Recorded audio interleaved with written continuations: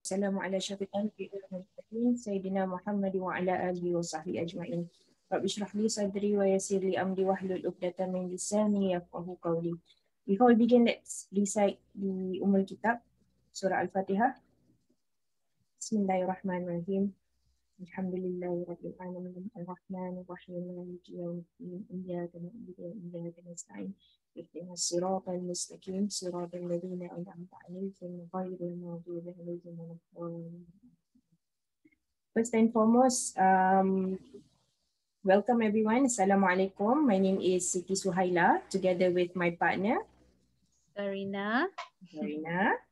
So the two of us, we have here with us today Death in Family. The main intention or the purpose of us building or wanting to come up with this program was because it was done, I think last year before COVID. We gathered together among our sisters. As you can see, we have Sister Nariman and Sister Khadijah here with us, sharing with us based on their vast experience. They have more than 16 years of experience dealing with pengurusan jenazah lah, I would say, yeah. So without further ado, perhaps Sister Nariman and Sister Khadijah, you want to introduce yourself? You have to unmute your audio dulu. Okay, Assalamualaikum everyone. Hi, my name is Nariman and I have been in this line since 2016. But during my first year, I was just volunteering a lot. And then after that, hence me and my partner, Sister Khatijah, we were together most of the time where we like to analyze every single death because every single death is different. And then we would discuss about it and we would talk about it. Because sometimes as the two of us talk about it, then she said, oh, you know, maybe the next time we should do this way or that way, just to improve ourselves. So as the years goes on, we also got better and better. So the two of us have, I don't know, probably I have my experiences from 2016 until the present time. And we also help other companies as well. So maybe Sister Khatijah would like to introduce herself. Basically apa yang dia cakap tu semua sama juga seperti mana yang saya akan katakan.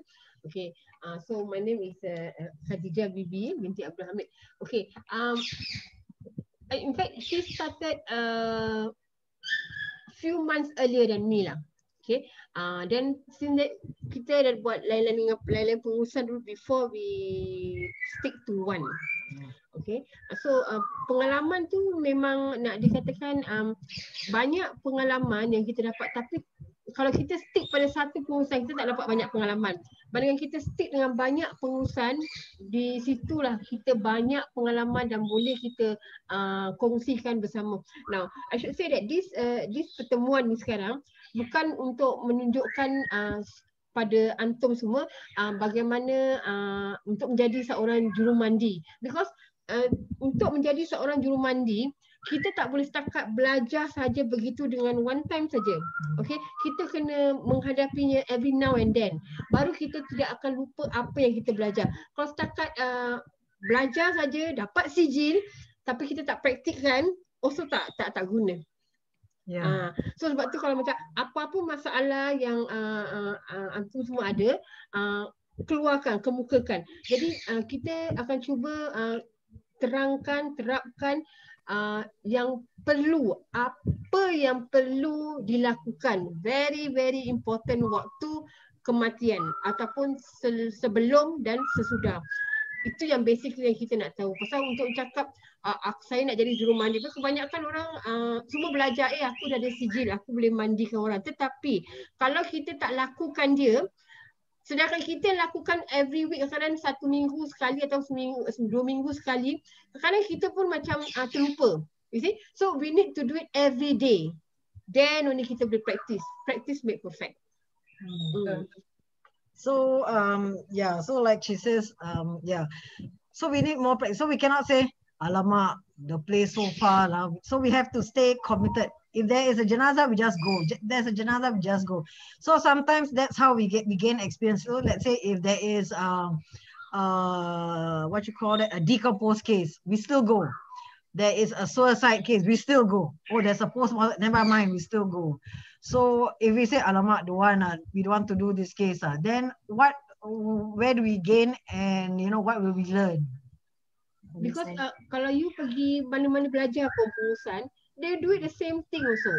Okay, first kali what you want to do this, do that, number 1, number 2, number 3. Tapi kita tak, sometimes they never tell you in details what you're supposed to do actually.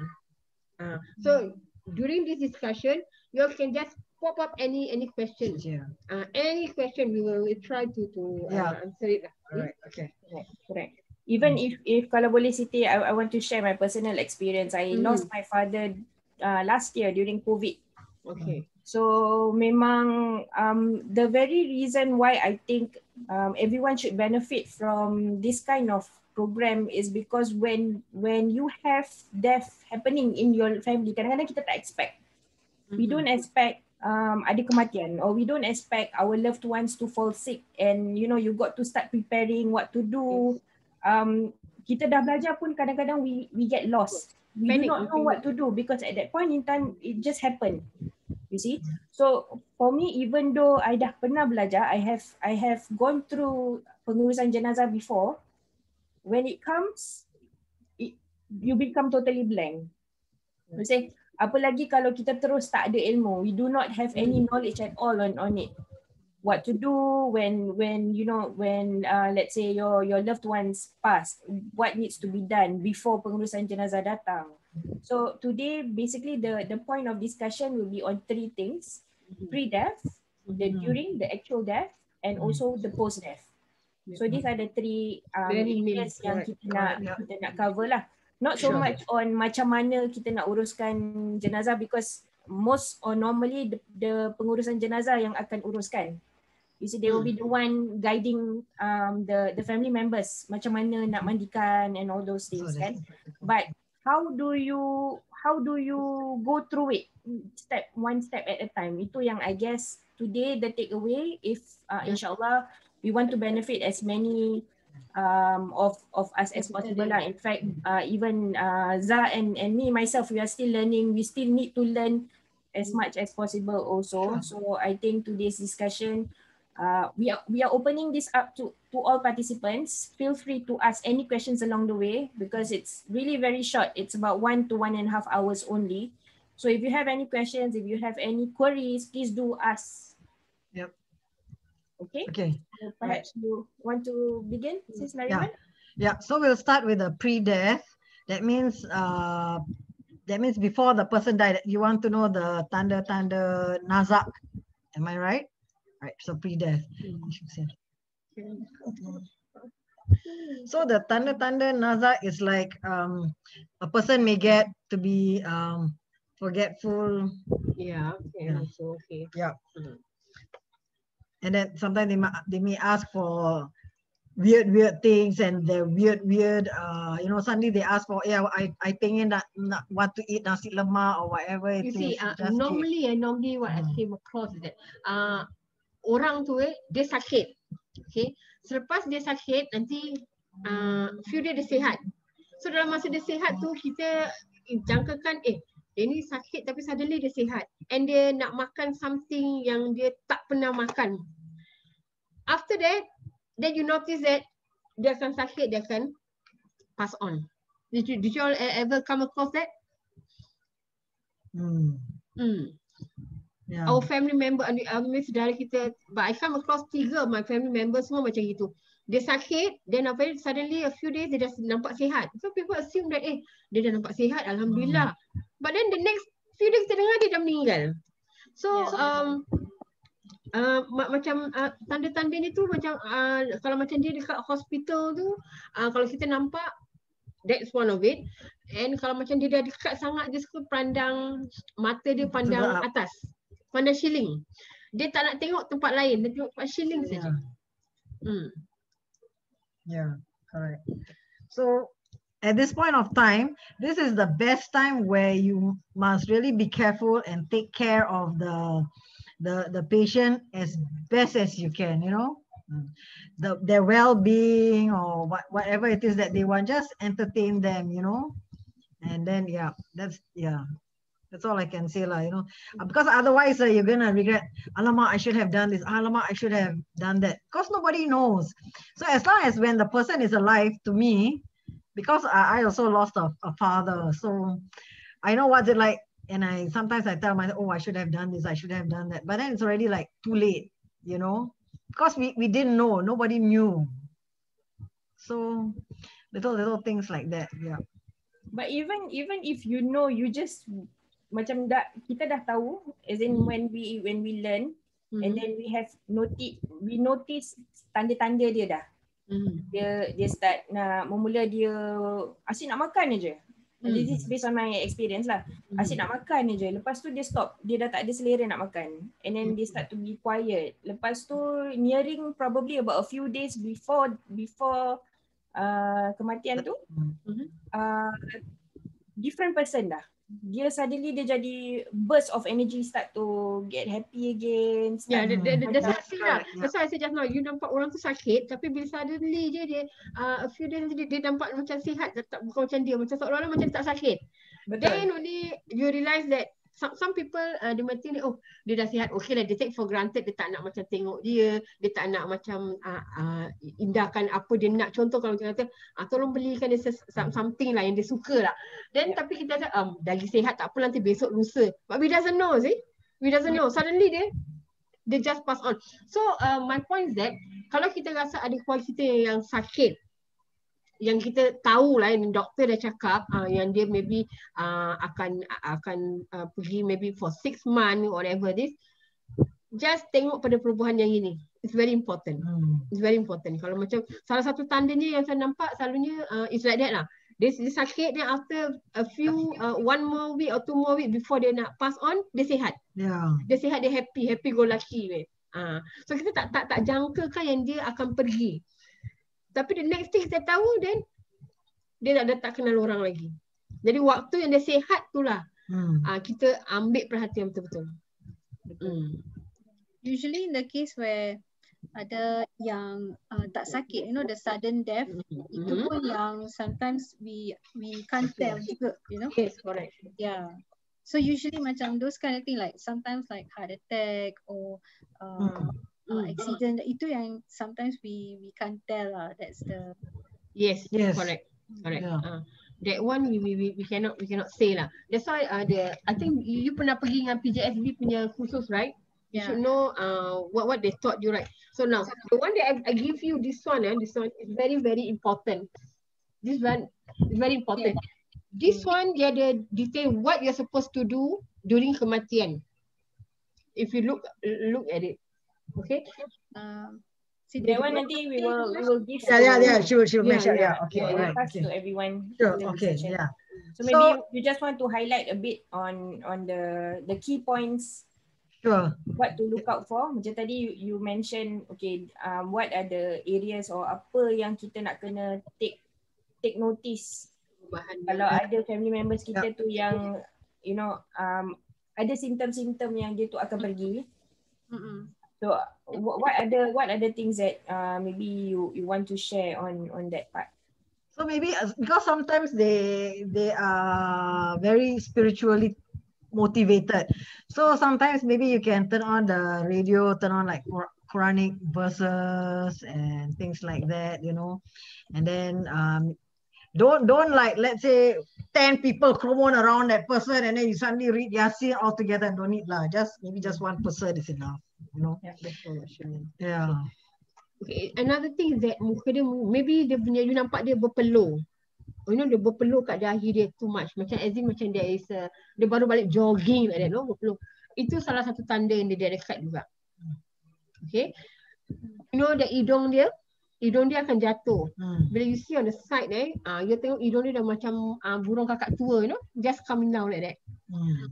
Yes.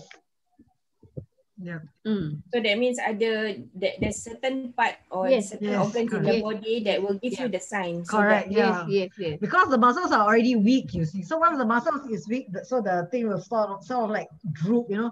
So the eyebrow will droop, the nose will start to droop, and then the feet will start to, you know. Tapi Yeah. one thing kalau nak dekat-dekat, maybe a few more, maybe a 5 or 10 more minutes something, what and after that dia suka pandang pada satu arah.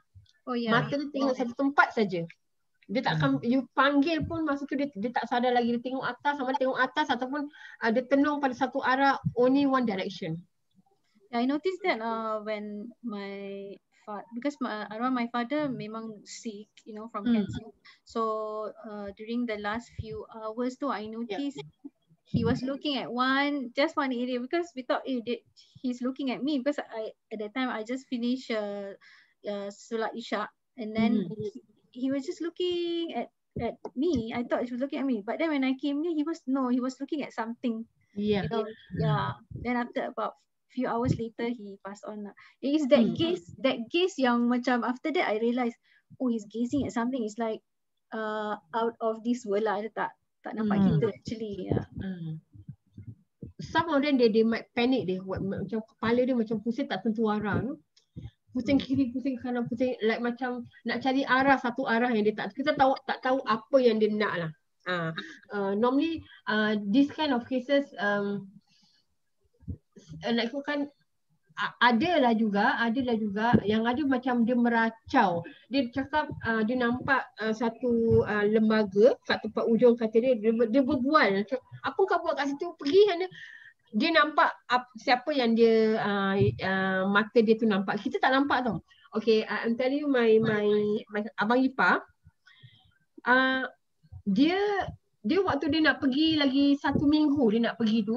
So dia asyik cakap apa pasal orang tu datang, habis bila kita cakap siapa yang datang apa, tu orang tu badannya besar tinggi, apa ubat tak ada dia selalu datang ke, you know, this kind of thing waktu dia cakap gitu. So kita dapat rasakan yang dia dah nampak sesuatu yang kita tak tahu. Tapi memang this ubat memang dia ada penyakit kanser lah, memang doktor cakap maybe tengah tunggu masa saja. Jadi kat situ pun kita kata itu tanda-tanda dia dah dekat juga. Only dia yang nampak. Something like kalau macam orang tu kita rasa macam mimpi jumpa arwah-arwahnya, you know, arwah kakak dia ke mak dia ke siapa-siapa. That also be one of the sign also. Tapi ada orang cakap ada tanda-tanda baik, tanda-tanda tak baik Kak Jah.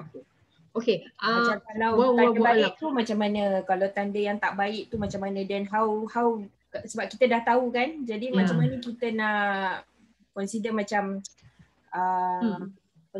prep ourselves and prep the person tu lah yang sedang mengalami tu, the one experiencing it kan. Kita tak boleh lah gupo ataupun start to panic, because when we panic they also will start to panic. Correct. The only thing is that Nabi pun dah bersabda, right? Dia cakap siapa yang dapat meninggal dengan kalimah la ilaha illallah, okay, orang tu akan masuk tanpa hisab insya-Allah, kalau dia punya amalan yang baik. Okay, jadi kalau kita biasanya kalau orang-orang yang macam gini, bila dia cakap maaf lah kalau dia kata aku nampak ada lembaga orang badan besar tinggi hitam. Okay, even though kita tahu yang hitam tu tak baik, putih tu baik tapi kita jangan menilai lah. Maybe mata dia nampak macam gitu, wallahualam, kita pun tak tahu. Tapi for me, kebanyakannya orang yang dalam nazak, bila diorang lagi boleh bercakap, diorang selalu cakap macam gitu. Dia nampak, nanti nampaknya ada satu orang ni, apa sebab orang tu kat situ, tapi tak bilang warna orang tu apalah. Cuma kita saja yang dah tahu aje lah sama ada orang tu hitam ke, putih ke. Kalau macam dia cakap, okay, seperti macam ubah saya, dia kata, apa sebab orang tu badan hitam tu kat situ, dan dia nampak yang hitam. Kita tak tahulah. Tapi tetap juga kalimah la ilaha illallah. Okay, itu yang kalimah yang terakhir. Jadi jangan kalau kita tak fasih dalam baca Quran, mungkin tajuk kita tak betul. So ada baiknya ulang-ulangkan kalimah la ilaha illallah saja dekat telinga dia. That's the best thing. Sebab kalau kita baca tajuk kita tak betul, makna kita lari. Jadi macam dia pun dalam berkecelaruan. Pasal kita tak pernah mengalami kematian, kita tak tahulah. Tapi the best thing is that mudahkan dia untuk pergi dengan kalimah la ilaha illallah. So even when you whisper in the person's ears, don't need to have like so many people. Just one person is enough. And then when you repeat, also just repeat like slowly, you know. Yeah. Because you don't need to even see their lips moving. That's the beauty of the kalima, right? Okay, so this is the signs of death and pre-death. Nazak. Nazak, yeah. Nazak. Okay. Because kalau orang tu amalan dia baik which I say that dia tak punyai tanda-tanda yang menunjukkan dia akan pergi dengan tenang dengan keadaan dahinya berpeluh dia tak menyusahkan kita. Itu memang tanda-tanda yang seorang yang baik lah. Bagi kita yang dah menguruskan jenazah pun kita nampak yang ada kalau yang berbuih sangat mulut je pun kita nampak juga. Walaupun kita tahu apa, tapi kita tak perlu nak hebohkan pada orang-orang di luar sana lah what's happened to the jenazah.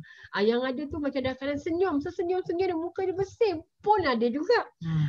Jadi cuma yang gitu kita nak tahulah juga. Kita akan tanya pada keluarga apa amalan dia waktu dia hidup. Kita pun nak juga yang macam seperti mana keadaan jenazah tu. So that's why when it comes to let's say nazar and all that, it's always best to have the closest family, because the closest family will not leak out bad things or secrets, the aib of the person. That's right, correct, yeah. So these are the signs of that. So I think most people would ask the question is, if my father or my mother or my whoever it is I can't breathe, what should I do? Should I call the ambulance or not? That's the thing. Because I'm the daughter, if I don't do, I will feel bad. So this is when a person should never ever panic. Because if let's say you already know the signs, number one is just call any of the pengurusan, they will have their own doctors. Let the doctor come, let the doctor assess. So if the doctor assess, okay, this one is a serious case, maybe you just bring them to hospital, that's fine. But if the doctor says, no, there's nothing you can do, then just make the person, the patient, as comfortable as they can and let them pass at home. The reason being is that if let's say they take an ambulance, let's say they call 995 or whatever, and it's not a private ambulance, right? So along the journey, the person died in the ambulance. Then number one, it becomes a police case. And then the chances of having the body post-mortem is very, very high. And we try to avoid post-mortem because otherwise kesian kan. So this is when a lot of people will start panicking and I think I should call the ambulance. That's the first thing on their mind. I should call the ambulance. I should call the ambulance. It's not always the case, yeah. Okay, so the first thing that you need to do is not to panic. Yeah. And if you know and perhaps the person tu memang dah sakit and there's nothing that yes. Yeah. So just assist them, make them be as comfortable as possible. Yes. Biar dia selesa dekat rumah dengan keluarga dia kat sebelah. I'm sorry, I have a question. Okay. Yes, it's Azizah. Terima kasih. So the other time, one of my relatives, her father actually passed on. He was in the toilet, so he actually fell, and then terus dia meninggal. So I think, of course, the daughter panicked. The first thing she actually called the police lah. Yeah, of course. Yeah. So it took a long time. So she shouldn't have called, right? She shouldn't. Yeah, she shouldn't. Yeah. So but then we were told, is it all jenazah got the doctor attached to them? Yes. Mana-mana pengurusan jenazah, diorang ada their own doctor, their own license, their own licensed GP. Yeah. I see. Okay. So like what you mentioned, the first thing should have called them instead of yes. Because it became a police case after that, and it was a correct. long process. Yeah. Contoh kalau macam dia dah jatuh dekat dalam toilet, Okay, and dia memang dia ada penyakit lah, senang cakap dia memang ada penyakit, dan dia terjatuh dalam toilet, dan dia dah meninggal. Try to angkat terus taruh kat katil. Okay, kat katil ke apa. Jadi lepas pada tu, yang you dah confirm yang dia dah tak ada, then call pengurusan and get diorang punya doctors to come in. That's it, simple. Kalau you dah panggil the ambulance, they will call the police. Bila ambulans datang, dia tengok, alamak, dia dah meninggal dekat toilet ke, then diorang pun takut tau, diorang takut nak pegang. So they will call the police in. So bila police in masuk, dan police pula ingatkan ada khianat or something like that, you know. So nanti akan datang IO lah, bawa pergi balik hospital lah, they will check everything. There's a problem, dia kena postmortem. Terima kasih. So the best thing, kalau macam kita dah tahu orang tua kita, kalau macam doktor, memang dia ada penyakit lah yang tak boleh diobati. Okay, dah sampai masa ni ke apa, doktor kata maybe 3 or 6 months ke apa, anything kat rumah, jangan buat ke hospital. That is our personal punya ni lah. Personal experience. So, kalau ada kematian yang mengejut dekat rumah pun, kalau you yakin yang dia ada sakit darah tinggi, make sure obat-obat dia tu you mesti ada, mesti nak standby. So bila doktor datang cakap dia meninggal kenapa, you just say lah maybe dia just pass on like that. Nanti doktor akan tanya dia ada penyakit apa-apa, dia you bilang dia ada penyakit darah tinggi atau kencing manis, tunjukkan obat yang dia makan. Be very fast also. Because if you don't have all this medication, and if let's say the person have got no illnesses and the person die of natural causes, you know, but when you call the doctor, if you don't have like proper medication and all that, they will still think that how did this person die? They will still want to find the cause of it. And the chances of a postmortem is also there. But if you call the pengurusan jenazah punya doctor, the chances of a postmortem is very slim, because they would know what to do and what to access and how to access them. As I say, you can call any pengurusan. Okay, doesn't mean that you pergi belajar dengan mana-mana sesuatu punya pengurusan, you nak ambil dia, no. Semua you can compare their price. It's very important for you to compare the price. Okay, so that you will know roughly how much they charge. Semua nak buat yang terbaik. Jangan bimbang, semua nak buat yang terbaik. Semua akhirnya masuk juga dalam liang lahat. So if let's say that's the reason why we are giving this. So even if let's say you call any pengurusan and then you want us to help you with the jenazah, you just tell them, okay, I have my own juru mandi, and then we will be very happy to do it for you. Okay, I have a question, Sis Nariman and Sister Hadijah. Kalau misal kata, okay, we have the jenazah already at home. Between waktu yang the pengurusan jenazah datang, kan, there's an interim period. What do the family members need to do? Ada tak apa-apa yang kita boleh buat untuk bantu mudahkan? Kadang-kadang jenazah is 24 hours ataupun meninggal di malam. So you can only do it perhaps the next day. Kan? So what are the things that family members can or need to do? Firstly, family member nak kena bersihkan dia dulu lah. Okay, bersihkan dia, lapkan badan dia supaya tidak ada macam bau-bau lah. Okay, then you need to change the pampers. Let's say even though this person don't wear diapers and all that, once the person die, the body changes. So you still need to put either diapers or any form of what you call that, something that doesn't leak lah, like underpad or whatever it is. So you can cut dia punya baju, potong baju dia pun boleh, kalau you tahulah cara dia. Kalau macam you rasa you tak faham untuknya potong ataupun buka baju dia, then just leave it. Kalau you boleh buka baju dia, you boleh lapkan dia, lagi better. Macam kalau cara dia untuk potong baju ni macam I think kalau macam people yang dah pass on, kita nak buka baju dia susah, right? You still need to cut. Okay, when you cut, just potong daripada kanan sini, bawah sini, potong.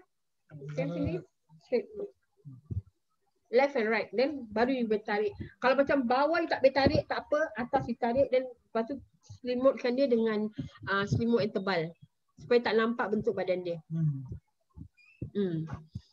This one works for both men and women. Oh, yes, both. Yeah, both. both. So because some people say, I don't have kain lepas lah, what can I do? Any kain will do. Selimut pun boleh. Yeah, selimut ke, bedsheet ke, boleh. yeah. Tak whatever it is. semestinya kena kain batik lah. No, not necessarily so. As long as the body is covered, full stop. Yeah. Then you have to tie the hand so that the hand, every other joints, if you can, put olive oil. Olive oil or Kalau tak ada olive, minyak any masak pun boleh. yeah, Minyak masak any pun form boleh, of oil. Any form of oil that you have at home. Why? So that this will soften up the body. The joints lah. The joints, yeah. Only at the joints, yeah. How then about other parts of the body, like kaki? And Yeah lah. All the joints. straighten it, if possible, straighten it. Yes, correct. Yes. So that's when you have to like tie the feet together, tie the hand so that the hand terlepas, and then maybe the top of the head you tie like a string so that the mouth don't suddenly buka. And then something that weighs about 500 grams, and you just put it on the stomach. So this will prevent the stomach from bloating. I see. Yeah. Padlock, a packet of garam, anything that is With 500 gram lah, about that. Like Yeah. setengah kilo gitu. Yeah, Tapi yeah. kalau tak nak taruh pun tak ada masalah. Masalah, Because kalau setakat one day, I don't think so they bloated lah. Yeah. It's not an issue lah. Tapi kalau macam you nak juga, kalau orang tua kita suka taruh something. Jangan untuk batu lesung lah. Batu lesung dah berat sangat. Yeah, don't put batu lesung, don't put Quran on it, because Letak brick brick. berat. Okay, putting a break. Okay, that's a bit eyes lah, Sis Nariman. Sebab ada jenazah mata dia terbuka. Yes. So Yes. how do you like? Okay. We just with our thumb, right? We just push the eyelid down, and we just rest it maybe for a few seconds, and then after that you just let go. Inshallah, it will close. Yeah. Important to make sure that the body is straight, kan? And then facing Kiblat. Kiblat. Sometimes to move the body, because I remember having an experience, my husband punya grandmother lah. Bila dia meninggal tu, because her body is fragile and skinny, jadi kita macam takut nak move, but it was on the side, she passed on when she was asleep lah. So bila kita nak move the body, kan kita must make sure that so Okay. we put oil. Tapi I think at that time kita macam lambat, semua panik kan. So what do you suggest? Yeah. So this one is like what do you call that? What was I about to say? Baik. Okay, I answer to that. Now, untuk taruh jenazah tu menghadap kiblat, kita akan buat yang sebaik mungkin. Sama ada, tapi kalau kita tak mampu untuk lakukan dia, tak mengapa. Just place as any direction.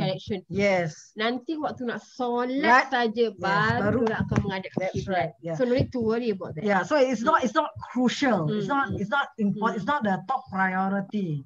Okay. Okay. Yeah. Any other question relating to pre-death, cleaning up, and Anyone wants to ask a question, please do so.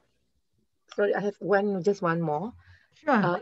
Is it true kalau tengah nazak tu kita kalau dorang haus nak air? Yes. So Yeah. so people say cannot give. So some say no such thing. So I don't. No. Just Can. give. Kalau macam dia dalam keadaan nazak tu, kadang kalau kita banyak baca-baca cerita tentang orang dalam keadaan memang dia haus semacamnya haus dah. Kita pun tak tahu macam. Jadi kalau macam dia perlukan air, lepas tu dia suka taruhkan air dekat bibir dia. Or ice cube or something like that. Tak mengapa. Yeah, Boleh. it's okay, can. So dia saying kita nak lembapkan dia the lips also, Lips, right? that's right. Yeah. Because I always think I think the reason why people say no cannot is because I think they panic in a sense that what is your so okay because people panic, because when a person dies they cannot swallow, so that is their fear of you better don't give them water and all that, because you might flood the lungs and all. No, nothing like that will happen. So just give them water, like one spoon, or 1 teaspoon by 1 teaspoon. Don't pour the whole glass lah. I mean, like slowly, like that. Okay. So yeah, and that's a bit, yeah. So you can. So we received another question, which is, what is your view on covering mirrors? I hear different views on it. All right. So I leave this, this answer to tentang Khatijah. taruh cermin ni, tutup cermin ni, ini actually kebudayaan orang Hindu ataupun orang Cina pun dia percaya juga roh tu akan masuk kat dalam cermin. Itu yang diorang percaya. Tapi kita sebagai seorang Islam tidak ada definisi yang ataupun hadis ke ataupun apa-apa mengatakan tentang tak boleh ada cermin tu nak di coverkan. There is no such because some people say, what happen if the roh see the mirror? They suddenly will something will happen because they do not know that they died already. So this is not nothing like that. Actually tak ada apa-apa. Tetapi kalau rumah kita ni ada orang tua yang diorang percaya, so kita ikutkan aja supaya tidak mengecilkan hati diorang. Kepercayaan kita, nawaitu kita bukan kerana cermin tu, tidak. Nawaitu kita kerana jangan sampai orang tua kita kecil hati. Sebab apa? To tell them at that time, nanti diorang akan rasa, oh kau ni pandai-pandai lah, aku dulu makan garam, no, something like that. So dia akan dia akan rasa yang kita ni macam kurang ajar dengan dia, right? So kita ikutkan aja rentak dia. Memang tak ada masalah apa-apa pun. Okay, kenapa nak tutup? Okay, kita akan tutup dia. But actually there is nothing. Pasal dia dah tentu dah mati, tak akan bangun lagi. So because and then the youngsters or just about anyone, when you pass a mirror, mesti nak tengok cermin. What is the first thing that you do? Obviously you want to look at the bed. My tudung sini tak? My this one, is it correct or not? Or is my lipstick even or not even? So the tendency of looking in the mirror is also very high. So that means you are looking in the mirror for the sake of to beautify yourself rather than to focus on, I should be reading some dua or what, this is a funeral or something like that.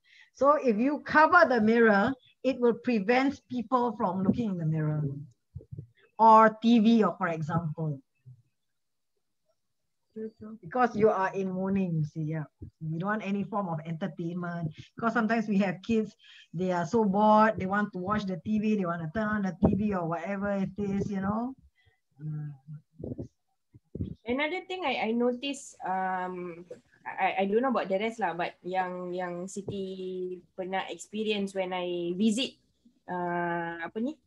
ada orang meninggal, dia punya family members tu do not know what to do. Macam ada some will be crying, ada some will be talking, ada some nak uruskan benda-benda. So what are the rightful thing to do when you visit or when you have a kematian happening in the family?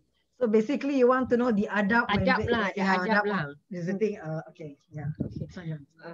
Adab ni kita menziarahi, ini selalu kita tak terapkan.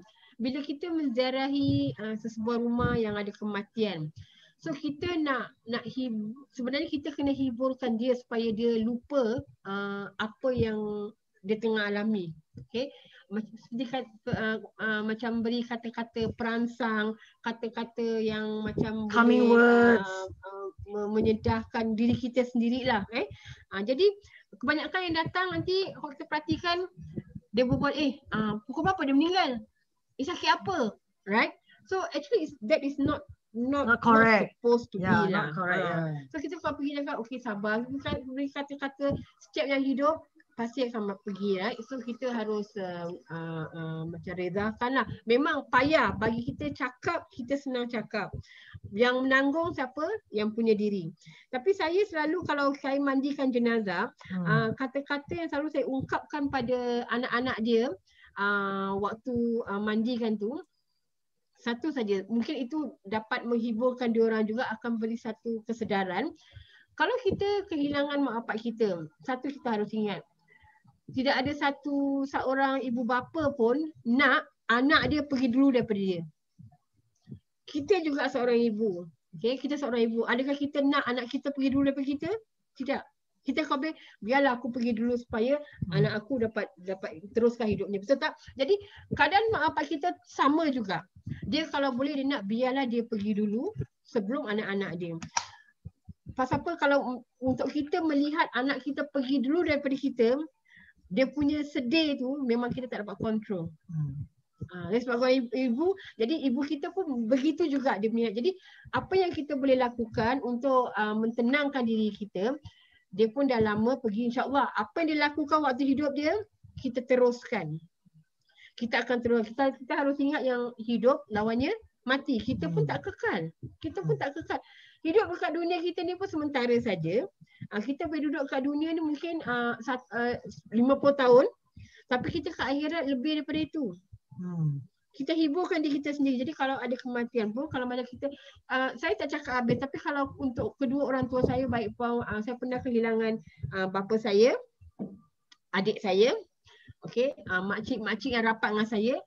Satu saja saya selalu berdoa, jika sihat itu baik baginya, ya Allah kau teruskan, jika tidak kau ambil dia dalam keadaan husnul khatimah. Jadi bila dia pergi pun kita akan rasa tenang. Jadi bila kita rasa tenang, jadi kata-kata itu juga yang akan saya gunakan bagi keluarga makcik saya ke keluarga diorang, saya akan terangkan yang sama juga. Yang perkataan tadi saya cakap tadi, tidak ada seorang ibu pun nak anak dia pergi dulu daripada dia. And it's really, when you think, it really makes sense. Yeah. It will calm the person's down, especially for the person or the children that or those who are close, that mandikan or help to assist in whatever small little things. They just have to look at their hands, because their hands are the last one to handle the person that's gone, that's passed away. Sebab tu kalau kita uruskan jenazah, saya tak suka ada orang luar masuk. Saya lebih suka anak-anak dia yang rapat dengan dia, yang rapat dengan arwahnya. Orang yang rapat dengan arwahnya, orang tu harus masuk. Hanya dia saja. Kerana kalau macam kita panggil, kadang-kadang yang ada orang cakap, itu mak angkat saya nak mandikan. Baik, mak angkat ataupun berapa lama dia mak angkat, kita pun tak tahu. Hanya anak-anak dia yang tahu berapa lama itu mak angkat ataupun anak angkat, right? So kalau macam anak-anak dia yang sama-sama turut sama mandi, jadi bila dia dapat merasakan macam mana dia pegang badan mak dia, dia rasa ciuman jirus air ataupun sabun, jadi tangan dia tu yang menyentuh mak dia tu ataupun bapak dia tu, tangan tu akan memberi satu kepuasan bagi dia. At the same time, automatically dia stop menangis. Dia akan stop menangis. Bila saya cakap, senang aja. Jadi setiap kali kita ingatkan mak bagi mak kita lihatlah tangan kita. Kerana tangan kita yang mandikan orang tua kita. Orang yang kita sayang. Orang yang kita sayang. Kat situ kita akan rasa tenang. Kita akan selalu doakan dia. Because no point, banyak kan orang datang semua, nanti nampak dia nangis, sakit apa tu? Dah lama sakit. Dah lama sakit. Kenapa tak bawa pergi sini? Orang dah tak ada. There is no, you tambahkan lagi luka parah orang tu sebenarnya. Orang tu akan sentiasa ingat apa yang orang cakap tau. Nanti dia akan salahkan diri dia. Alah, kalau aku tahu betul lah kata si mak Nam ni, kalau tahu aku bawa mak aku pergi sana dulu berobat ke apa. Kat situ dia dah lawan apa? Dah lawan takdir. Macam mana sihat pun kita tak tahu pengakhiran kita macam mana. Satu harus kita ingat, ajal maut kita kat tangan Tuhan. Seandainya ditakdirkan awak nampak saya sihat sekarang ni, mungkin saya keluar je rumah, mungkin lagi 1 jam saya akan mati. Kat mana pun saya tak tahu kat mana. Tapi dalam masa 1 jam tu, saya akan pergi je. Mungkin dalam mati, mungkin dalam bas, mungkin tengah turun tangga, saya tak tahu. Tak mati, tetap mati. Jadi kat situ kita akan rasa tenang. Walaupun kita mempunyai orang tua kita yang dah uzur, dah sakit, doa saja supaya dia dapat husnul khotimah, itu saja yang terbaik. Kita tak nak memperpanjangkan. Kita nak macam bagi yang punya diri pun dia pun tak nak juga. Dia kata dia dah nampak. Lagi-lagi dia dah nampak tempat dia yang baik kat sana. Dia kalau nak pergi secepat mungkin. Kita tak menjangkakan sesuatu. Jadi kalau kita pergi rumah orang yang ada kematian, cara dia ialah kita pujuk orang yang dalam kesedihan tu, hiburkan hati mereka. It doesn't mean hiburkan bergajak punya, tidak. Hibur dengan kata-kata yang boleh meredakan keadaan. Jangan menambahkan kepayahan bagi yang punya diri. Seperti macam kata-kata yang memberi perangsang kehidupan, tentang kehidupan. Terangkan pada dia apa dia perlu lakukan. Teruskan niat baik kan. Jadi terangkan yang arwahnya seorang yang baik. Kita tak perlu bimbang, dia dapat tempat yang lebih baik. You know, kata-kata yang boleh beri perangsang bagi diri dia lah. So maksudnya during pengurusan nak mandikan jenazah tu, the best people or the best person is actually family members lah yang paling rapat dengan arwah. Because some people, I'm the neighbor, you know, or I'm the best friend, or I'm this, I'm from A to Z. Pasal kalau macam kalau seperti saya kata macam neighbours ke, kalau macam baik, saya rapat sangat, berapa lama dia boleh simpan rahsia arwahnya? Kita tak tahu. Mungkin setakat macam mungkin 1 bulan, 2 bulan dia simpan, lepas pada tu dia habis, dia akan cerita. Tapi kalau anak beranak dia sendiri, anak-anak dia takkan ceritakan keburukan mak dia. Sampai bila-bila pun dia takkan cerita. Hanya mereka saja yang tahu. Betul? Tapi orang luar kita tak boleh jamin. Because amanah is very important. Betul. Top priority. Semua orang boleh mandikan sebenarnya. Awak boleh mandikan lah. Semua boleh mandikan. Sharifah, ke Syida, ke semua. Whoever semua boleh mandikan. If you know how to shower yourself, you would know how to shower jenazah. Tak semua orang boleh mandikan jenazah. Pasal apa? Mandi jenazah ni, satunya dia perlukan orang tu mesti at least 3 point mesti nak ada. Dia mesti tahu hukum. Dia mesti seorang yang amanah. Nak lemah lembut. Kenapa saya cakap lemah lembut? Kerana kalau antum perhatikan, antum selalu ada juga ikut mandikan jenazah, maybe saudara-saudara ya. Tengok cara macam mana mereka menguruskan. Yang ada begitu kasar. Okay? Dengan pusing, tarik aja, dengan tak ada, dengan lemah lembut, penuh kasih sayang. Sedangkan jenazah tu baru habis harakat dan dia masih lagi dalam kesakitan. Dia perlukan dengan yang lemah lembut, penuh kasih sayang. Ini yang banyak yang orang tak ada.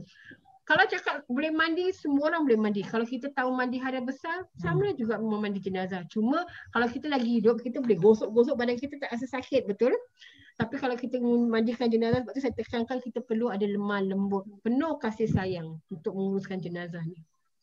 Because any roughness against the body, they would feel like as though there is like 300 knives stabbing their body. That is how they feel, even though it's just a slight knock. Can the spouses mandikan the jenazah? Good question. Yeah, very good question. Okay. Can, boleh. Suami boleh mandikan isteri, isteri boleh mandikan suami. Tidak ada batal sembahyang kat situ. Okay, kerana dia boleh dia already husband and wife. Okay. The reason why some of them dia tak nak kasih let's say husband dia pasal dia tak nak kasih isteri dia masuk mandikan. Pasal yang mandi tu orang luar takut pasal aurat.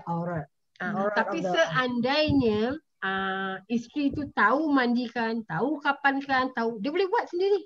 That is just your family. So that's exactly what happened to my father. Because my mama happened to be there when my father passed away. So we get to, syukur alhamdulillah, we managed to settle my father's janazah just as a family and no outsiders. Even though our relatives were making a lot of noise, but we just don't get, because my family are all girls. Pasal cuma kecualinya, okay, anak-anak tak boleh sentuh alat kemaluan dia. Okay, dia ada batas. Hanya isteri dia ataupun suami dia saja yang boleh buat. Anak-anak ada had dia juga. That's the reason why dia cakap boleh ke anak beranak mandikan. Boleh kalau kita tahu cara dia. Kita okay, bila awak panggil juru mandi, we will tell you what you're supposed to do. Dia semua you buat sendiri. Jadi kalau dia nak buat, okay, I make one scenario that okay, okay saya taruhlah contohlah bapak saya kalau meninggal. Sekarang mak saya ada kat sana. Dia tak ada anak perempuan dia tak tahu nak mandikan macam mana. Jadi juru mandi lelaki tu dia akan diri ruang corner, dia akan bilang pada mak saya, okay, buat cara gini. Dia akan lakukan semua. That's it. Lepas pada tu dah bersih, dia akan keluar. Ataupun juru mandi lelaki tu akan bersihkan, okay, bahagian kemaluan dia semua. Dah takat nak mandikan, mak saya buat. Pun boleh. That one also can, no problem. Same goes to you all. Kalau macam you rasa you nak mandikan sendiri, mak you nak cebokkan mak you, kan? Then you bilang juru mandi saya sendiri nak cebokkan mak saya. Boleh. We will tell you how to do. Yeah. Cuma kadang-kadang diorang tak biasa buat, itu yang najis tu akan keluar balik. Yeah. So that's one of the reasons selalunya kalau macam istinja kita lakukan, tapi mandi we will let you mandi. Yes, correct. Because for istinja there is a technique. You must know how to raise the body, press the body, you must know where and how. So this one is best to leave it with the juru mandi rather than the waris, unless the waris really is confident and know exactly what to do. Yeah. Okay. Any other questions for the pre-death or during the any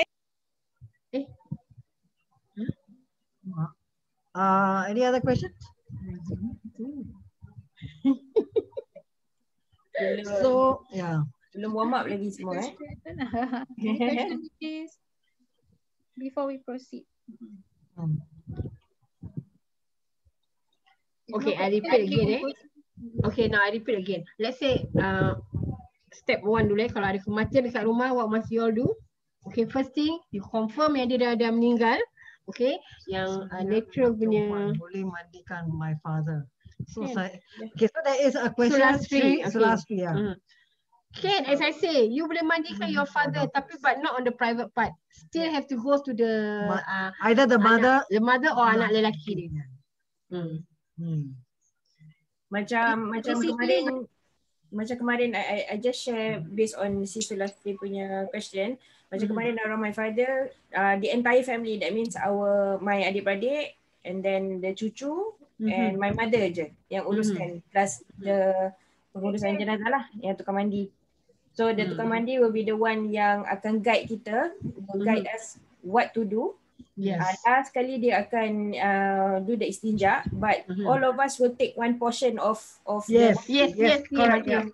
Macam my mother jaga kepala, and then my sister kaki, then me on the hand, and my brother on the other side. So semua ada portion lah, I would say. Sure. So that is I feel memang bagus bila we do it as a family. You feel the connection, you feel the love you have for your father. Yeah. Yes, correct. So it is okay lah. It's okay. Yeah, that's what we normally do. Kalau first kita tanya ada anak, kalau kita mandikan, kita juga mandi perempuan. So kita tanya dia, ada anak lelaki tak? Nanti kalau dia kata ya ada anak lelaki, so dia anak lelaki kita akan kasih dia buat siraman yang pertama. After dia dah buat siraman yang pertama, dia dah basahkan badan dia, dia dah tengok mak dia punya everything semua, bersihkan tangan semua, kaki semua. Dia dah doa, dia cium, dia akan keluar. So that's where we do our part. Baru anak perempuan. Jadi at least dia ambil bahagian. Okay, so there is a question from that one just last week juga. Okay. She was asking whether kalau macam let's say because the family anak-anak semua perempuan, the one yang mungkin the uncles or the abang saudara pun nak mandikan sekali. So them as the daughters can actually tell the uncles and the abang-abang saudara that they themselves want to mandikan. Yes, can. Can. Okay. Now, when go to this one again, akan masuk lagi dalam bab sama ada kadang-kadang kita sepupu boleh kahwin. You know that?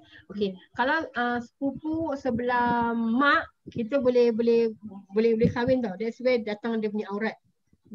Kalau dia sepupu sebelah lelaki, bapak dengan bapak dia beradik, that one should be okay. Itu tak boleh kahwin. Gitu. Again, come back to the aurat part lah. Faham. Good question. Thank you so much, Sis Sulastri. What about the rest? Mungkin ada soalan-soalan, ada questions that you have in mind?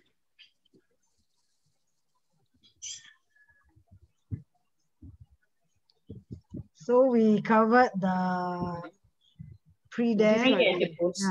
Post, So must be okay. Remember again, if anything were to happen, kematian di rumah yang kita dah tahu yang dia tak boleh, yang kita dah predict yang dia akan meninggal, actually call who? Pengurusan. Because the pengurusan ada demi doktor sendiri. Tapi kalau you can call your own doctor pun boleh. Don't panic, just call your own doctor. Doktor kat bawah rumah pun boleh. They will come up. Then after they dah confirm that you dah ada COD. Okay? CCOD, then baru panggil pengurusan. Mana-mana pengurusan yang nak panggil pun boleh. You nak compare the price also no problem. So what's going to happen is the doctor will give you the cost, the certificate of cause of death. Once you get that certificate cause of death, the arwah punya IC plus the CCOD plus the waris punya IC go down to the any police post, and the police post will issue you a death certificate, which you have to pass it on over to the pengurusan, the original, and they will handle the rest. Okay, so macam everything semua memang pengurusan akan lakukan after that. That's very important what you're supposed to do.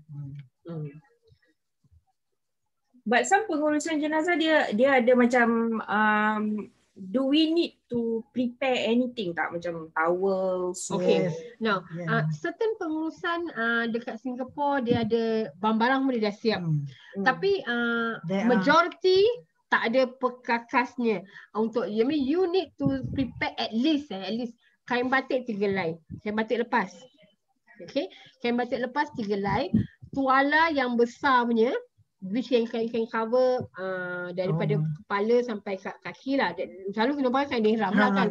Tapi kalau tak ada tuala yang besar 3. Tapi kalau tak ada yang besar, yang kecil-kecil punya 6. Yang normal punya 6. That's all. Itu yang perlu dia siapkan. Because in Singapore, I think tak banyak lah yang siap dengan dia punya tuala, dengan dia punya kain batik, tak semua. And then the towels that they provide, some of them are so new that it doesn't absorb because the wax are still on the towel. So it's not, kalau you nak siapkan tuala yang dah bekas pakai. Yes, not new towels. Because some family members, they like to use new things. So they think if they buy new towels, it will help. It won't help, I'm telling you. Old towels are much better. What about the batik, Sis Nariman? Macam ada kata ada certain corak yang tak boleh. Oh, the animals, is it? So is there such a thing, or is just orang kita punya tabu lah? Ada certain corak. Cakap pasal kain batik ni, actually diorang berdasarkan hadis tu, yang satu hadis tu, ingat tak yang Nabi tengah solat, yang langsir dia tu ada corak, animal printing. Kat situ dia bilang dengan Aisyah untuk remove tukarkan langsir tu daripada yang ada bercorak. Jadi diorang ambil mungkin daripada situ. But it didn't say that it's haram or you cannot. No, that's all. So some people they use their own words and say no, cannot use this, or no, you know what I mean? Not really that true lah. Pasal kalau dah tak ada, okay, hukum cuma untuk menutupnya jenazah tu, baik lelaki ataupun perempuan, tapi lebih pada perempuan, jangan sampai nampak bentuk badan dia. That's it. Kain kapal pun tak semestinya berapa lapis yang kita nak. Kita boleh guna, tapi kalau orang tu orang miskin, dia tak ada kain yang banyak. dia mungkin satu yang tebal punya untuk tutup, boleh. Tak ada masalah. Asalkan tak nampak bentuk badan dia. Sebab tu kita ada kapas, ada lagi-lagi perempuan, right? Perempuan kita mudah nampak bentuk badan.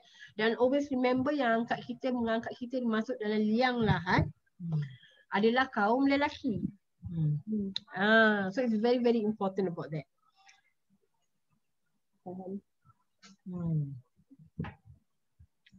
Okay, maybe you want to touch on the post kematian.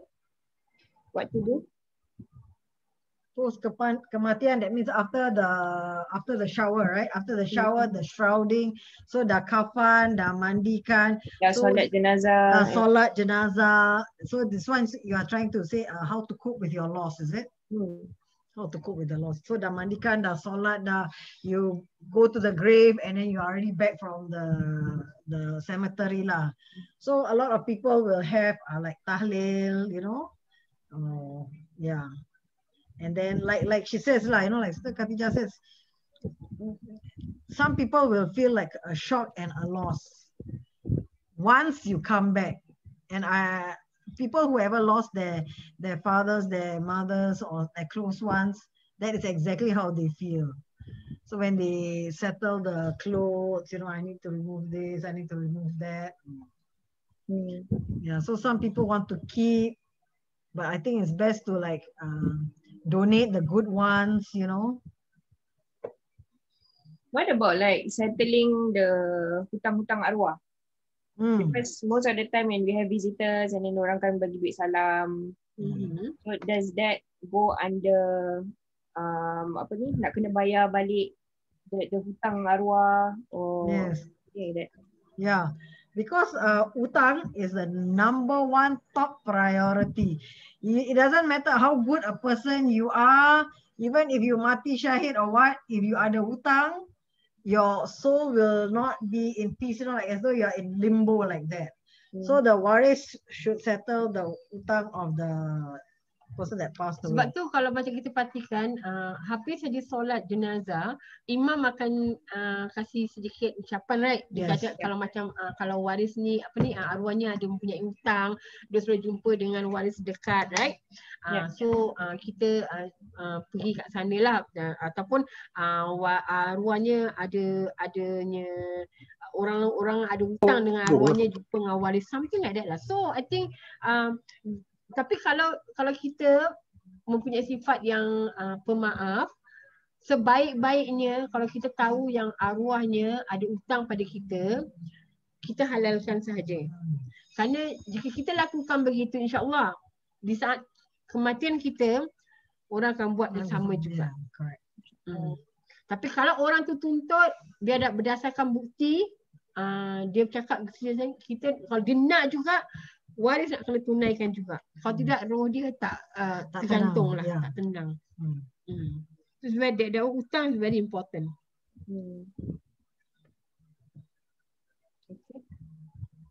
Tapi yang ini kira macam hutang wang lah. Kalau ada macam hutang barang-barang, dia still simpan tu semua, nak kena kasih balik pun sama jugalah kira. Hutang barang macam mana? Tak ada orang simpan barang ke, pinjam-pinjam. Pinjam-pinjam. That's all lah. Itu orang tu yang pinjam pada arwah, kita pun tak tahu kan. Dia ada hutang orang hutang dia pun kita pun tak tahu. So only the person must own up. Let's say kalau macam saya cakap tadi, kalau macam arwahnya nanti imam cakap kalau arwahnya ada hutang pada siapa kan, kita maafkan saja ataupun kita halalkan saja, ataupun kalau nak juga tuntut, jumpa waris. That's it. That's what itu kita dah ada cuba yang sebaik mungkin lah.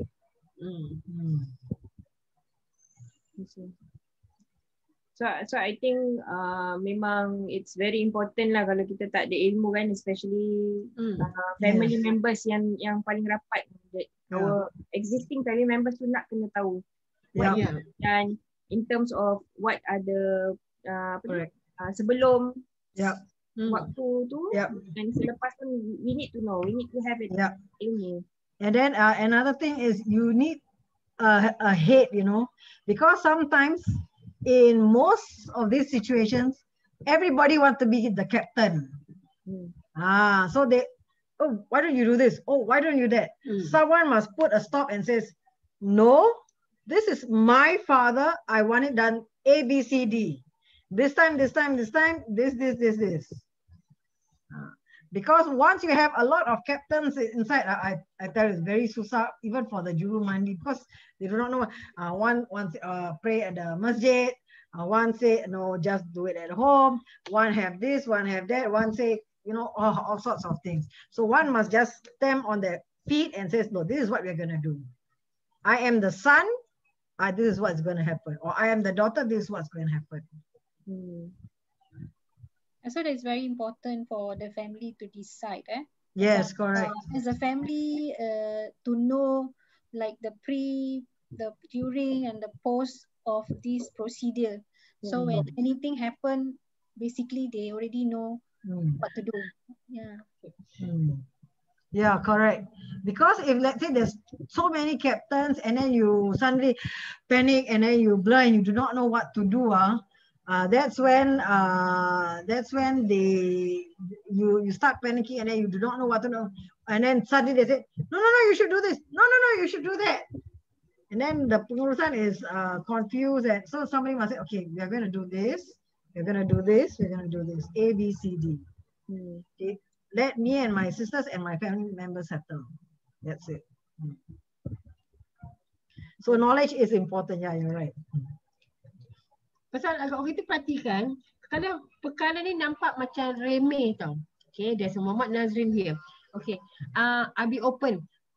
Satu yang kita tak perhatikan, kalau macam untuk bab mandi, okay, kita perlukan ahli keluarga yang terdekat. Okay, siapa-siapa pun kalau orang tu dalam uzur pun dia boleh mandikan. Orang even tu, if you have tattoo dalam also. ada tattoo apa, tak sembahyang pun orang tu pun boleh mandikan. Tetapi selalunya kita lepas pandang untuk mengangkat jenazah masuk di dalam liang lahat. Orang yang nak angkat ni masukkan jenazah di dalam liang lahat, orang tu sebenarnya mesti nak ada ilmu juga. Maksud saya ialah dia mesti pastikan yang diri dia tu tidak ada hadas besar. It's very important. But then of course, sebab tu tak nak tanya, kau dah mandi hadas? Kau dah mandi hadas? Tidak, right? Sebab tu juga ilmu ni perlu. Dia mesti nak tahu.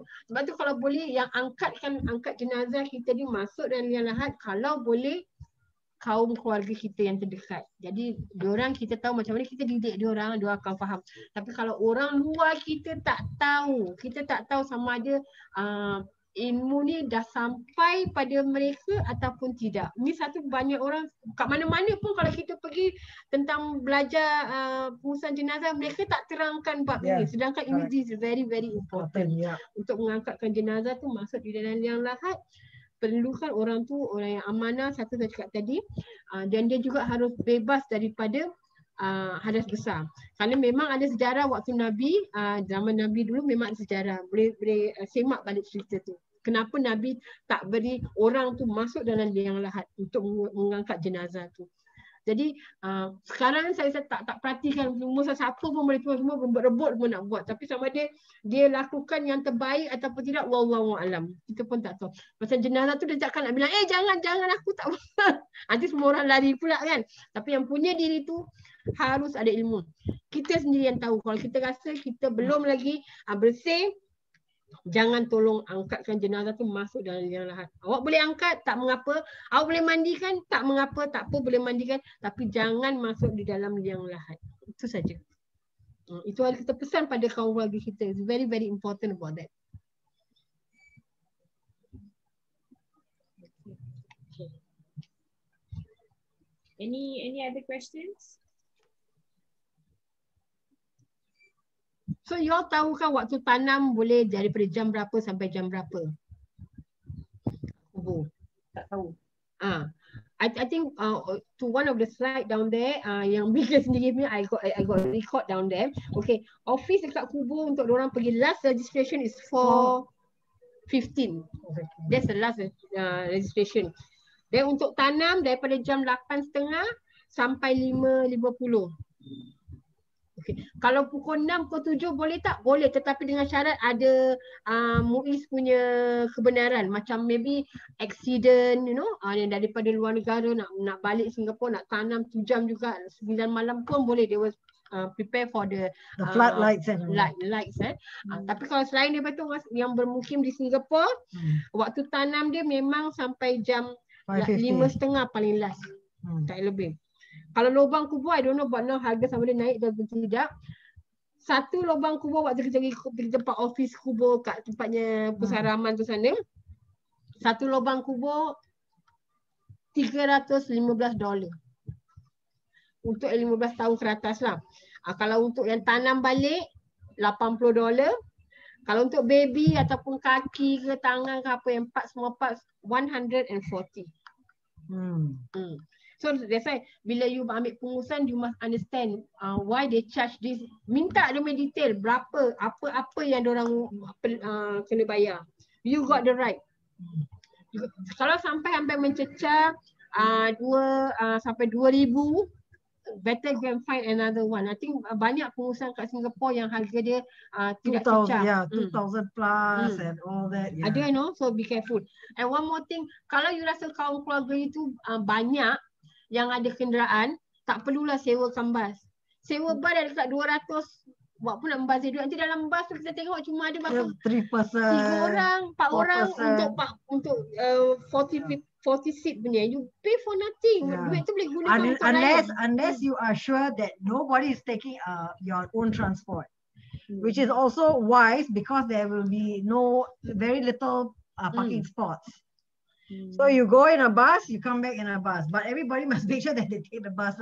Suddenly in the bus they have 3-4 person and everybody have their own truck, then it defeats the purpose. Banyak kebelakangan ni semua orang ada kenderaan sendiri. So bila kita ikut bus tak sampai 10 orang dalam bus. You see, and you pay for nothing, you see. You might say jangan ada bus kalau you ada kenderaan sendiri. Always remember that, sayang. But sekarang Kak Jah, because of the COVID, we cannot go, like semua tak boleh pergi apa. There's only a limited number of people that can be in the house 30. So the lubang kubur in Singapore, anyone can buy. No need to buy like. No. Okay, wait, there is a question, and the question from Haifa to everyone. So the lubang kubur in Singapore, anyone can buy. No need to buy like a family kubur in advance. No issue of saying no. This one, what I mean to say just now, harga lubang kubur, pengurusan tu akan on that instant day. Dia pergi tempatnya NEA sana, dia akan buat registration, then they have to pay for it.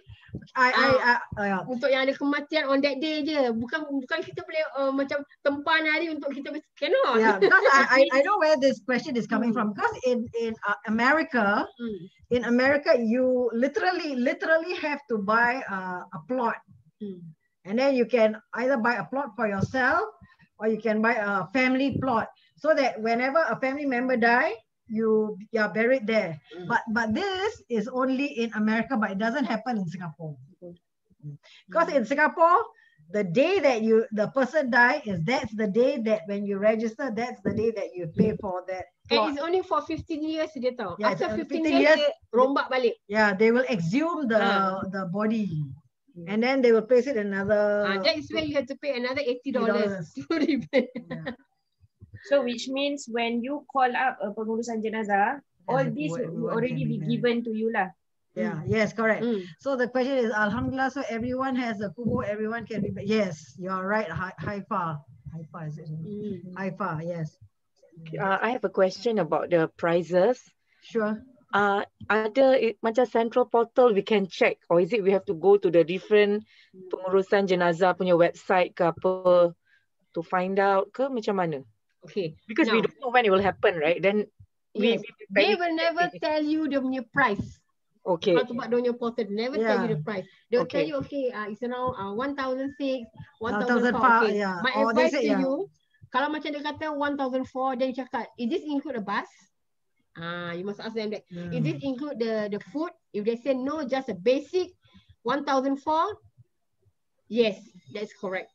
Kalau dia kata 1,006 or 1,007, bersih dia kata gitu. you ask them again, is this including the bus? If they say no, then plus the bus, they're doing 1,009 already. Yeah. 1,009 then plus the doctor lagi 250 lagi dah. Dia tambah 300, lagi 300. Now 300 already. So dah dekat 2,000. So you must ask them in detail. There's a lot of pengurusan in Singapore. You can ask. Taruhlah half an hour for you to find yang you punya harga yang termampu. Click that one. Yeah. Yeah, because you have to I make. think now ada live stream punya service. Yes. For those yang is. cannot Attend. cannot attend, they have a live feed, so they will get someone to record throughout the session, so other family members yang tak dapat datang, so they can actually view it online. Yes, That one correct. I think is about $500 additional service. Yes, correct. Because for the company that we're working for, they also have a contact where you can do live streaming, but you have to make sure that this live streaming is only for you and your family members only. That they will not share this with anyone else. Because we come across someone, and this person, I don't know whether knowingly or unknowingly, because maybe this person felt that, no, how about sharing with my boss? Yeah, but who is your boss, man? Yeah. Your boss, the waris? No. Dia cakap, this sounds like macam it's a waste of money. Yeah. Okay, now let's say kalau macam you ada family member yang tak dapat datang tengok jenazah tu, then waktu mandikan, okay, the family member itself boleh ambil. Then you keep it lah, you keep it the video, then untuk tunjukkan pada yang tak dapat hadir tu, your own family, you just mainkan ke apa, let them see, that's all. And then make sure you delete it after that. Yeah. After you delete it lah. Because during this COVID, okay, when we handle jenazah yang ada kaum keluarga dekat Malaysia, so what we did is that diorang boleh ambil, okay, proses waktu kita nak kapan, dah lepas kapan. So they took the video, they send over on their family members dekat sebelah sana. That one okay, no problem. So make sure it's just family members only, and it's not like any other media lah, like Facebook lah, Instagram lah, Twitter, whatever it is. No, it's just for the family members. Because it's a waste 500 sayang. Yeah. For me, it's a waste. Yeah. Because the person passed away already. The most important thing is the dua. The dua is most important. Even if you cannot see the janazah and you're late, you're at the office, you're on the way, and then it's still what you want, another live stream. What is it that you want to see? What do you gain from a live streaming? Yeah, true. Because so I think everyone needs I want you all to ask pengurusan kat mana-mana dia. Pasal apa? Recently our friend kena sampai 2,400 for the pengurusan, Just a thought. Just when you are in shock, you might not be in state of mind to contact various pengurusan jenazah to check on rates or inclusions. What is your advice? Okay, my advice that kalau macam you rasa ada kawan-kawan you yang dah ada kematian, dah mengalami, ask them how much they're paying for it. Yeah. Or you can call us, no problem. Because to me, kalau sampai my friend kena sampai 2,004, dia tanya dia, what did you pay for? Then dia kata dengan makan semua, then we know the price, Dia, dengan makan, dengan doktor semua sampai 2,400, which is quite X. Yeah. That's why bila I bilang you lebih harga, so you can roughly know. See, let's say kalau macam lubang kubur tu harga 300 lebih. Kan makan tu, transport 200. Then from there you can agak-agak berbanyak. Nowadays new pengurusan, we have 51 pengurusan in Singapore, and they think it as a business. You ambil silap punya aja, habis you kena bayar. Sure. So because the thing is that what is the I think the question would be, what would be the market price lah?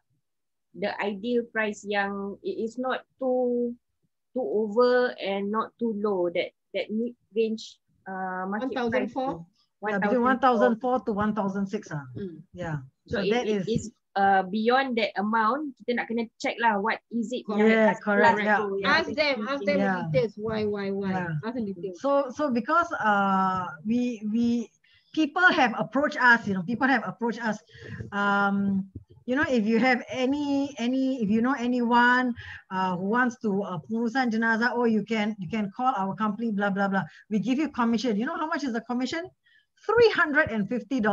I was so shocked when I heard that. So if you can imagine kalau commission dia boleh kasih 350, berapa banyak dia untung dia dapat tu. Salam, can I have your company and name and contact?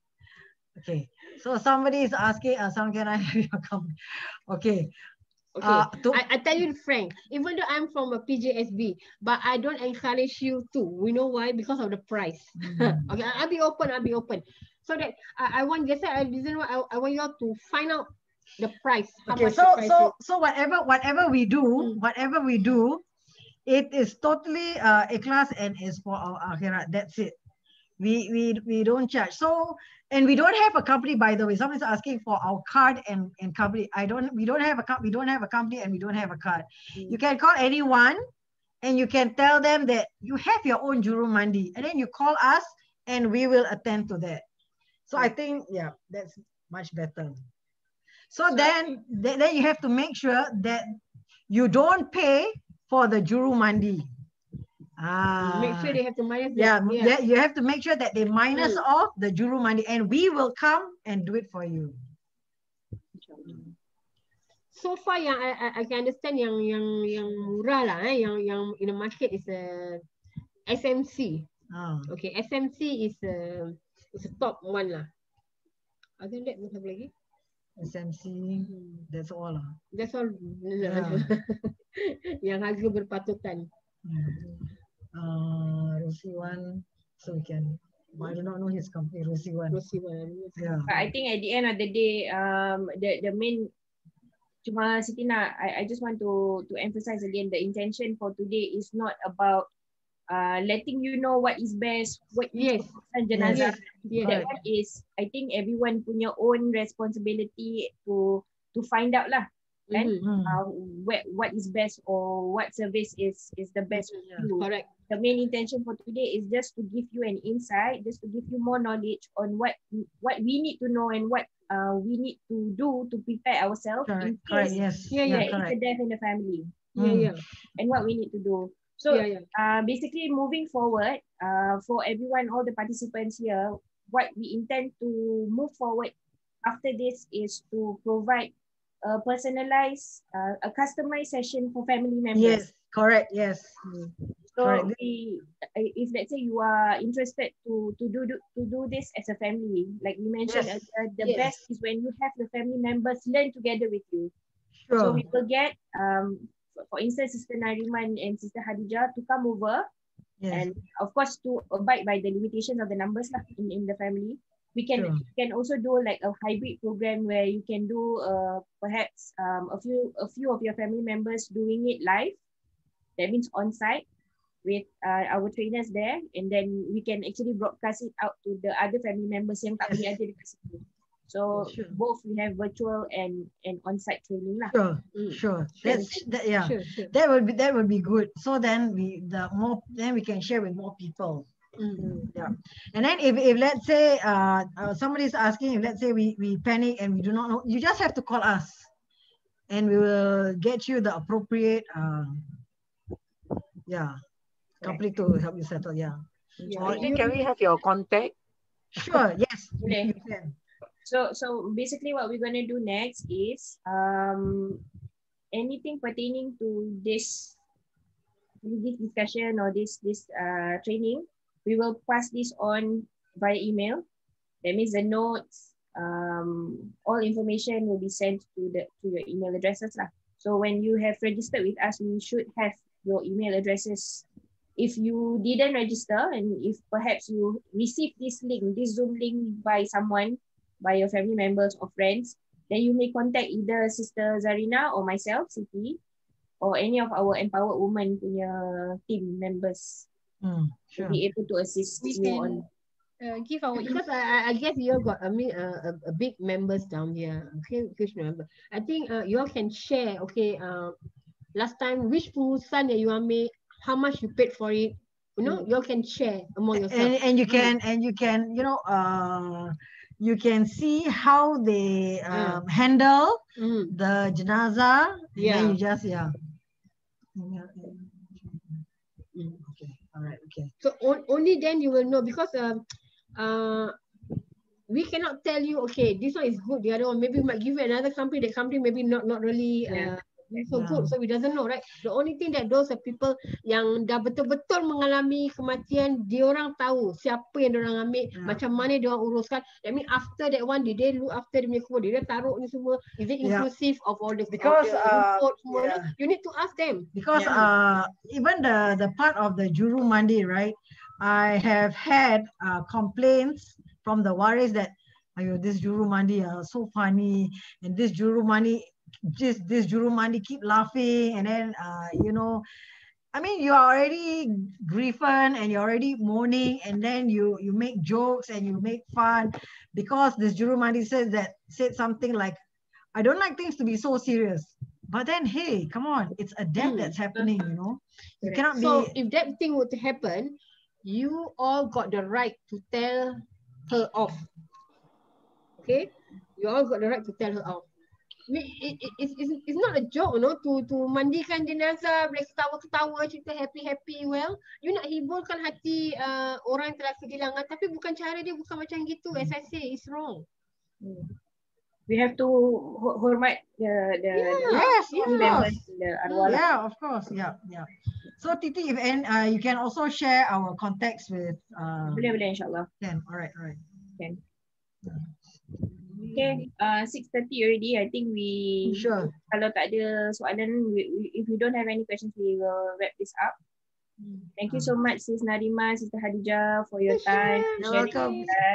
Semoga dirahmati selalu, diberi keberkahan ilmu, dan boleh tak tanya macam mana nak kapankan jenazah itu Kak Ja, itu nak kena real time. Sebab you kalau cakap memang tak boleh. For me senang. It's better that kalau kita mak kita ke siapa-siapa kaum saudara perempuan kita, pakaikan telekong aja. It's the best thing. You pakai telekong ni, lain semua dah macam yang ada telekong kain kita orang kapas. Yeah, it's all covered already. As long as they're covered. Telekong yang dia selalu pakai, telekong yang dia suka. It's the best thing. Because some people they want to pakai mati-mati nak kain putih, yang itu tak nak berjahit. All these thing, no such thing as tak boleh pakai kain yang berjahit. Yeah. For me, it's better to be pakai. Betul, selalu kalau mandikan selalu tanya, maknya ada barang-barang nak dipakaikan. Yes. Dia kata, mak suka pakai tudung yang mana? Dia kata, mak suka pakai tudung yang ini waktu mak hidup. Nak pakaikan dia, pakaikan terus. Tapi masuk dalam lubang kubur tak akan ambil balik. Dan yang ada berebut-rebut nak pakai saya punya, tak pakai mak saya. So when you look at the juru mandi that you have come across, you think again, what is their contact with you? How do they communicate with the waris and things, which is also important, you know. We don't say Assalamualaikum, where's the janazah, or where's the, and then they just bang right into it. Is that the correct way? And you know, because I know a lot of juru mandis, they have other jobs, so they go there, bang, and then after 45 minutes they go off. They don't care how is it being settled. Settled already what? Kapan already what? And what's the problem?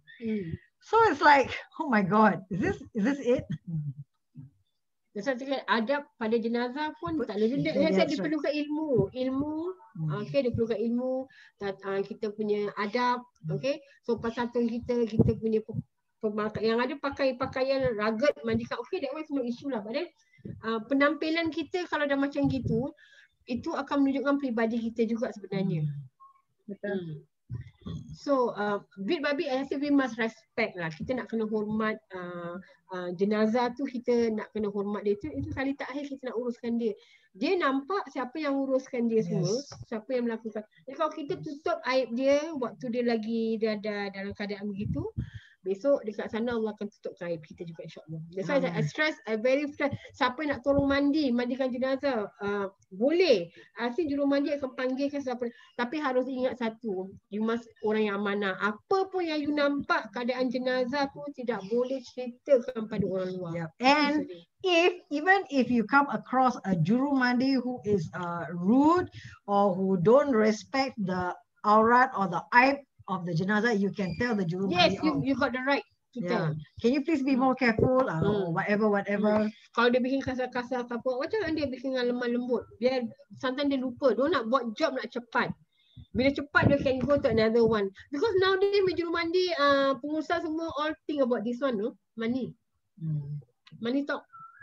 That's why you cakap tengok ada 51 nasib baiklah ni jam ada dekatnya mortuary tu, tak boleh ramai-ramai pengurusan yang ada kat sana. Kalau tak dulu diorang standby kat sana, diorang boleh cantas lagi antara satu sama lain tau. This industry, that's what I know now. Yeah. I never expect that to happen, but it's really happening. So it's not like before and things. So they use religion as a backup, you know. Or you must be ikhlas. But then for example, our company, you know, do you think if we tell them what we are doing now, they'll be hurt? But then hey, it's knowledge. Knowledge is meant to be shared, not kept to yourself. So that means if they are preventing us from sharing with other people, then it's not our style. It's totally not us. And it's not what we want to do. And this is what we want to do, because we want to share and reach out to as many people as possible. InsyaAllah. Thank you so much, Sis Nariman. Thank you for the insightful sharing. So You're welcome, everyone. Okay, so kalau tak ada soalan lagi, kita tutup dengan tasbih kafaran surah Wal-Asr. Yes. Bismillahirrahmanirrahim. Subhanakallahumma wa bihamdika asyhadu an la ilaha